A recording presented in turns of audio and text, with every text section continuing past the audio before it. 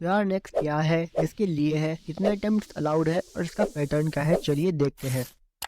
अभी तक ऐसा होता था कि नीट यूजी क्लियर करो, एमबीबीएस करो, नीट पीजी दो, PG seat low and that's it. But now next will replace it, जो कि एक विंडो एग्जाम है, मतलब कि एक साथ 3 पर्पस फॉर्म करेगी। पहला, licensing exam for practising medicine in India. Second, competing exam for PG seats. And third, same exam for both Indian and foreign medical graduates. अब इसके पैटर्न को देखें तो फिर इसमें 2 स्टेप्स होंगे, पहला थियोरेटिकल, दूसरा प्रैक्टिकल। इसका थियोरेटिकल एग्जाम रिप्लेस कर देगा फाइनल ईयर थियोरेटिकल एग्जाम को, जिसको फाइनल ईयर के स्टूडेंट्स, इंटर्न्स और प्री इंटर्न्स देंगे। और ये कंप्यूटर बेस्ड टेस्ट एग्जाम्स होंगे, बीच में 2 दिन का गैप भी होगा। एक दिन में 2 पेपर होंगे, मींस टोटल 6 पेपर्स। पहला पेपर 3 आवर्स का होगा 120 क्वेश्चंस के साथ, फिर 2 आवर्स का ब्रेक। नेक्स्ट पेपर 1.5 आवर्स का होगा 60 क्वेश्चंस के साथ। तो देख लो, पहले नीट पीजी में 200 क्वेश्चंस में 19 सब्जेक्ट का टेस्ट हो जाता था, अब 540 क्वेश्चंस में वही 19 सब्जेक्ट की नॉलेज चेक होगी। मतलब कि तुम्हें एक एक कॉन्सेप्ट ठीक से आना ही चाहिए। मेडिसिन, सर्जरी, बीजी के 3 आवर्स वाले पेपर होंगे